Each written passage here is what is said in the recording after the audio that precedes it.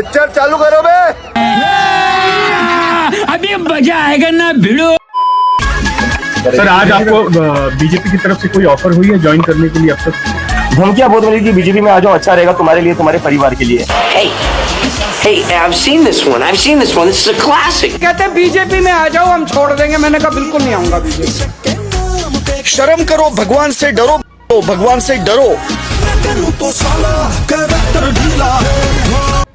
भाई मोदी जी एक और वीडियो लेकर आ गए और मोदी जी को बढ़िया से एल्गोरिथम समझ में आ गया कि वीडियो जो है रात में ही डालनी चाहिए, तभी व्यूज आते हैं। क्योंकि हमारा पूरा जेनजी समाज सुबह 4 बजे तक फोन चला रहा होता है। 40 मिनट में 10 मिलियन व्यूज आ गए। भाई मैं बता रहा हूँ भाई, 24 घंटे के बाद मोदी जी के फॉलोवर 106 मिलियन होने ही वाले। हर रील के बाद 1 मिलियन फॉलोवर बढ़ जाते हैं। और मोदी जी ने आज फ्रेंड्स बोल के शुरुआत नहीं करी है, मेरे साथियों बोल के शुरुआत करी और पूरा समझाया कि भाई पेपर लीक के बारे में हम क्या क्या कर रहे हैं। फिर भी दुनिया भर के लोग करते रहते कि इंडिया के अंदर तो डिक्टेटरशिप चलती है। भाई मोदी जी तो मनमानी करते हैं। ध्यान से देखो भाई मोदी जी के इस इनोसेंट चेहरे को, तुम्हें क्या लगता है भाई ये बंदा डिक्टेटरशिप कर सकता है? वैसे देखने वाली बात है, मोदी जी को ताना से सिर्फ वही लोग बोल रहे हैं जो लोग प्रोटेस्ट करने गए थे और जिनके ऊपर एफआईआर पड़ रही है, उनको छोड़ के कोई नहीं बोल रहा है। जय श्री राम मेरे सभी सनातनी भाइयों को स्वागत है आप लोग का दोबारा से एक और धमाकेदार वीडियो के अंदर, जिधर मैं लेके आ चुका हूं आप लोग के लिए फिर से एक नया सा वीडियो। आज का वीडियो बेसिकली सीजेपी प्रोटेस्ट के रियलिटी चेक और मेलडाउन के ऊपर होने वाला है। तो आप लोग से एक रिक्वेस्ट है कि आप लोग वीडियो को एंड तक जरूर से देखिएगा और अपने अपने विचार को कमेंट में जरूर से लिखिएगा। मैं आप सभी के विचारों को देखता हूँ, पढ़ता और उनका रिप्लाई भी करता हूँ। तो चलिए आप लोग वीडियो को एंड तक जरूर से देखिएगा और मिलते हैं आप लोग से वीडियो के लास्ट में। तब तक के लिए बाय बाय, जय श्री राम। दिल्ली पुलिस की प्रेस कॉन्फ्रेंस हुई थी जिस दिन धर्मेंद्र प्रधान ने इस्तीफा दिया और उसमें उन्होंने कहा कि कुछ 2638 लोगों को आइडेंटिफाई किया गया है सीसीटीवी में, जो हिस्ट्री शीटर्स हैं, जो स्टूडेंट्स आपके प्रोटेस्ट का फायदा उठाने की कोशिश कर रहे थे। ऐसा आपको मुझे लगता है ये डेलिबरेटली प्लान किए गए हुए लोग थे, जो मैं पहले से कह रहा था। ये मैं अभी से नहीं कह रहा हूँ, मैं इस प्रोटेस्ट स्टार्टिंग से कह रहा था, ये डेलिबरेटली प्लान किए गए हुए लोग। और मैं बार बार बोल रहा था कि बीजेपी वाले कुछ गुंडे भेजेंगे यहाँ पर इस प्रोटेस्ट को डिस्टर्ब कर। 52 पेपर लीक हुए, 750 करोड़ छात्र प्रभावित हुए, 750 करोड़ छात्र प्रभावित हुए। और अभी तो रुको, क्लाइमैक्स अभी बाकी। एक आईटी कंपनी के मालिक और एक गौमूत्र के विशेषज्ञ भी हैं, और एक गौमूत्र के विशेषज्ञ भी हैं।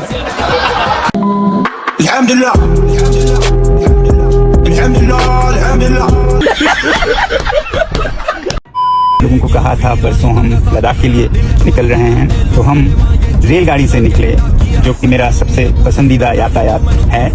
और जो दिल्ली से श्रीनगर तक वंदे भारत की सेवा शुरू की गई है, उस पर मेरा पहला अनुभव था और चिनाब पर बने पुल को भी देखना चाहता था और बहुत ही खूबसूरत अनुभव रहा। बहुत गर्व है मुझे भारतीय रेल पर। बाकी मैं ये कहना चाहता हूँ कि मैं खुश हूँ कि परीक्षाओं के सुधार पर संसद में बिल लाई गई और उम्मीद करता हूँ कि सुधार सिर्फ परीक्षाओं में नहीं, शिक्षा प्रणाली में भी हो, ये जारी रहे। हाँ तो भाई कोकरेचो, अब क्या बोलना चाहोगे? ये कैसा लगा? कम्युनिटी में ही नहीं होता कन्वर्जन, बीजेपी भी कन्वर्जन करा लेती है। जब उन्हें लगता है कि ना लेफ्ट विंग्स वाले को राइट विंग्स में कैसे चेंज करना है, तो बहुत अच्छे से आता है उन्हें करना। वोट चोरी इसी को बोलते हो ना तुम। तो अब तो जेपी नंदा जी के सूप का भी तुम कहोगे क्या पिला दिया। पता लगाओ जेपी नंदा जी ने सूप में क्या पिलाया था, क्योंकि आपके सोनम वांगचुक तो बीजेपी में आ चुके हैं। अब इनको भी अंधभक्त बोलोगे क्या? इसका कारण नरेंद्र मोदी है। नीट के मामले में जनता को भड़काने पर विपक्ष को कुछ हासिल नहीं हुआ, तो अब विपक्ष राम मंदिर चंदा चोरी मामले में नौटंकी कर रहा है। देखिए संसद के बाहर कैसे पूरा विपक्ष मिलकर तमाशा कर रहा है। सांसद पप्पू यादव साधु के भेष में पहुंचकर प्रदर्शन कर रहे हैं और यहां पर राहुल गांधी समेत पूरा विपक्ष मौजूद है। जनता की समस्याओं से इनका कोई लेना देना नहीं है, इनको बस लोगों को भड़काना है। लेकिन मैं आपको बता दूं कि चंदा चोरी मामले में यूपी गवर्नमेंट ने तुरंत एसआईटी बनाई थी, 8 नामजदों को गिरफ्तार किया था और 150 से ज्यादा संदिग्धों को चिन्हित किया जा चुका है। यहाँ तक कि ट्रस्ट के अध्यक्ष ने इस्तीफा दे दिया और नए अध्यक्ष चुने गए। अरे कम से कम जाँच तो पूरी होने दो। ये मुख्यमंत्री योगी आदित्यनाथ का उत्तर प्रदेश है, हर अपराधी को सजा जरूर मिलेगी। पता नहीं तू क्या देखकर सीएम पीएम पता नहीं क्या बन गई है। एक तो खाई थी ना एयरपोर्ट पे। एक लड़की होगी, लड़की के बारे में कैसे बातें कर रही है? ये इसका संस्कार बताता। ओ शिट, राखी सावंत और संस्कार बिल्कुल वैसे ही साउंड कर रहे जैसे रिजर्वेशन और एजुकेशन। और रही बात थप्पड़ की, तो कभी अरविंद केजरीवाल और अभिजीत दीप का नाम सुना है? जवानी के सुना दूं किससे, ये जो लौंडे हैं मेरे पाँव।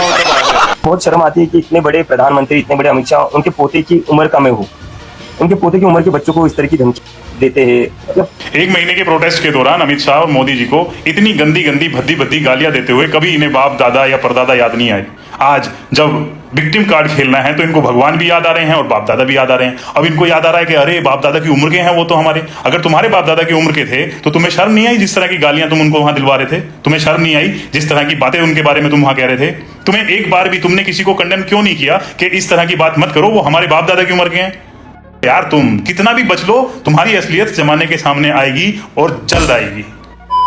10 बजे मैं बेहोश हो जाती हूँ, मेरी आंख नहीं खुलती है। मैं जबरदस्ती इनके वीडियो के लिए 3 दिन से जग रही हूँ कि वीडियो क्यों नहीं डाल रहे, वीडियो कुछ हो तो नहीं गया इनको, है ना, डाल दिया यार वीडियो। लेकिन यार आज अपने फ्रेंड्स क्यों नहीं बोला यार, फ्रेंड्स बोलना भूल गए क्या? मुझे लग रहा है ना लोगों ने इनके एक्सेंट का मजाक बना दिया होगा तो इन्होंने फ्रेंड्स बोलना बंद कर दिया। तुम्हारे क्यों यार मुझे आप फ्रेंड्स बोल के बनाओ यार, ऐसे अच्छा नहीं लग रहा यार। बाकी बहुत बढ़िया वीडियो, बहुत बढ़िया, आप फ्रेंड्स बोलो यार। लोग इस लड़की पे भड़के हुए थे बिकॉज इसने हमारी आर्म फोर्स के बारे में, हमारे देश के बारे में और हमारे देश के पीएम के बारे में बहुत गंदा गंदा बोला था। बट आप सभी के लिए खुशखबरी है भाई, इनके ऊपर हो चुकी है तो आप सभी को मजा आने वाला है। आपको इसकी 2 दिन में ही रील दिख जाएगी जिसमें ये होगी, गिड़ा रही होगी, माफी मांग रही होगी। लेकिन मैं आप सभी से सिर्फ और सिर्फ एक ही रिक्वेस्ट करना चाहती हूँ कि आप लोग इस बार इसको वो शब्द ना भूले जो इसने यूज करे थे हमारे पीएम मोदी जी के लिए और साथ में उनकी मरी हुई माँ के लिए। जी हाँ, इतने गंदी गंदी चीजें बोली थी। अगर आपको नहीं पता है तो जाके एक बार सर्च करें और देखें। को फेमस होने का बहुत शौक था तो भाई साहब अब ये ढंग से फेमस होंगी और दिल्ली पुलिस की तरफ से शानदार सी वीडियो आएगी, उस पर फुल कमेंट, फुल स्टोरीज, भाई एकदम फुल सपोर्ट मिलना चाहिए। देखो ना हम जंतर मंतर जाते, ना हमें रूम खाली करना पड़ता। जंतर मंतर पर तो बहुत लोग गए, तुम्हें क्या दिया गया बेटा, तुम रूम खाली करो, तुम्हारे और हमारे विचार ना मिल रहे, यहाँ से दफा हो। इस घर में तू किराए पर रहती थी, उस घर का मालिक मोदी सपोर्टर था और तूने मोदी जी को ही गाली दे दिया। जंतर मंतर जाने का फायदा, अब मोदी जी खुद आएंगे कि रहने दो, घर से निकालो, लेकिन मकान मालिक नहीं मानेगा क्योंकि तूने मोदी जी को गाली दे करके उस मकान के मालिक के दिलों को ठेस पहुँचाया है। ये बोला था कि पुलिस वाले भी समाज का हिस्सा है जिन्होंने स्टूडेंट प्रोटेस्ट के नाम पर इकट्ठा हुए क्रिमिनल्स की भीड़ के बीच में सिंसियरिटी से ड्यूटी निभाई है। जिस पार्लियामेंट में पॉलिटिशियन पुलिस वालों को क्रिमिनल बोल रहे हैं, उसी पार्लियामेंट को प्रोटेक्ट करने के लिए मेरे पापा ने इतनी सारी सीरियस इंजरीज ली है। उनके परिवारों ने प्रेस कॉन्फ्रेंस की। भैया बीजेपी के हो गया, बीजेपी का पुलिस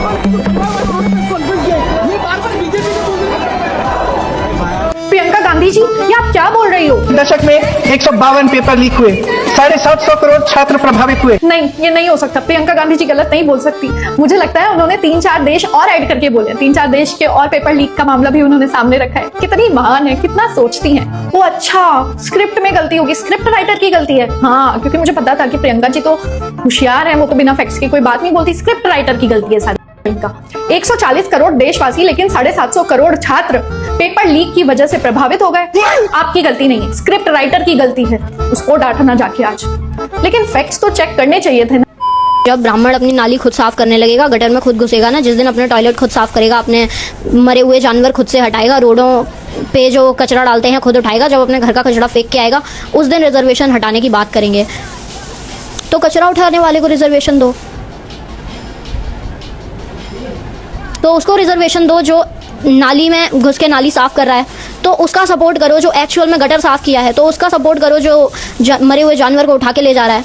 आप रिजर्वेशन जाति के नाम पे उस एक 0.1% या 2% क्रीमी लेयर जो है SC ST में, जिनके माँ बाप IAS बन चुके हैं या जज रह चुके हैं या कुछ तो रह चुके हैं, उनके बच्चों के पास इनफ पैसा है, रिसोर्सेज हैं, स्टिल वही लोग अगर बन जा रहे हैं बार बार, तो कहाँ से इन लोगों का भला हो रहा है? I know casteism is very deeply rooted in people. Next video is going to be about that. But the thing is, we need to think for the betterment of our people from every sector.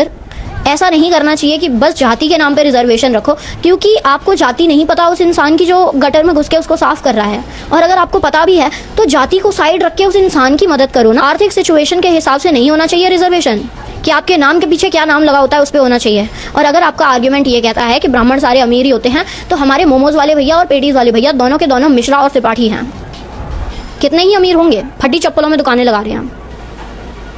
सो आपके नाम के पीछे क्या लगता है उससे फर्क नहीं पड़ता है। रिजर्वेशन होना चाहिए आर्थिक स्थिति के हिसाब से उन लोगों के लिए जिनको एक्चुअल में उसकी ज़रूरत है, वरना 0.2% की क्रीमी लेयर पूरे बेनिफिट्स लेती रहेगी और जो पिछड़ा समाज है वो हमेशा पिछड़ा ही रहेगा।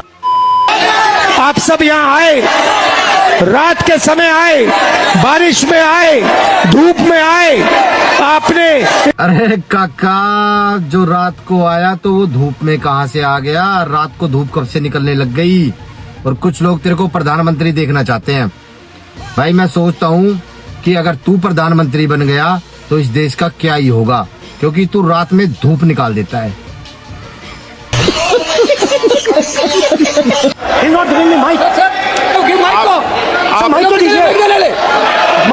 माइक दीजिए, लेकिन बोलेंगे आप। माइक नहीं है सर, माइक तो चालू है।